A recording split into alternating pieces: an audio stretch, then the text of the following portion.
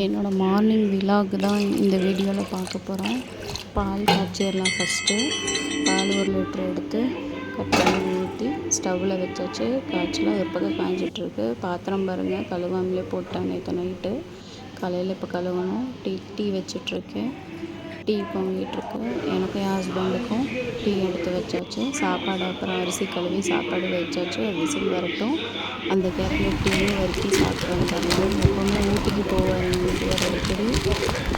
ஊட்டியில் ஆனால் இந்த டைம் வாங்கிட்டு வந்த வரைக்கும் சுத்தமாக நல்லாவே இல்லைங்க. வரிக்கி ரொம்ப மோசம்.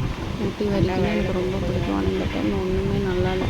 வேறு வழி இல்லாமல் நான் சாப்பிட்டுட்ருக்குறேன்.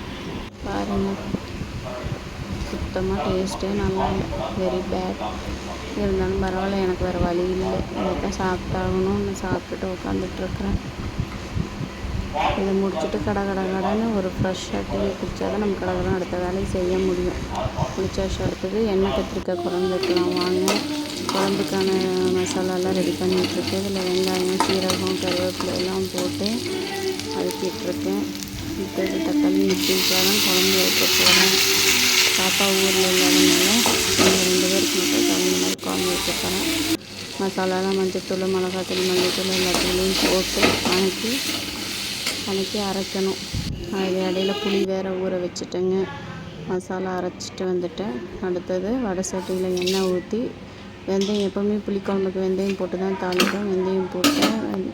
அதுக்கப்புறம் கொஞ்சம் கருவேப்பிலை போட்டு கத்திரிக்காய் அரிஞ்சு வச்சுருந்தேன். அதை போட்டு நல்லா எண்ணெயில் ஃப்ரை பண்ணிக்கணுங்க. நல்லா ஃப்ரை பண்ணதுக்கப்புறம்தான் அரைச்சி வச்சதை ஊற்றணும். நல்லா எண்ணெயிலே வதக்கிட்டேன். அரைச்சி வச்ச சாந்து ஊற்றிட்டேன். பாருங்கள் நல்லா எப்படி கொதிக்குதுன்னு. நல்லா பாருங்கள் எப்படி இருக்குது. இந்த டைமில் புளியை கரைச்சி அதில் ஊற்றிக்கலாம். புளி கரைச்சிட்டு கொஞ்சமாக தாங்க புளி எடுத்துருக்கேன். அதிகமாக புளியெல்லாம் ஊற்றலை, எனக்கு பிடிக்காது இந்த மாதிரி. ஸோ புளி தண்ணி ஊற்றியாச்சு. ஊற்றி அது பாட்டு கொதிச்சிட்ருக்கட்டும். ஒரு கிண்டி விட்டுறலாம். குழம்பு பாருங்கள், பார்க்கவே நல்லா இருக்குல்ல, சூப்பராக இருக்கும். இந்த மாதிரி ஒரு டைம் ட்ரை பண்ணி பாருங்கள். இந்த ஸ்டேஜில் உப்பெல்லாம் போட்டுக்கலாம். தேவையான உப்பு போட்டுக்கோங்க.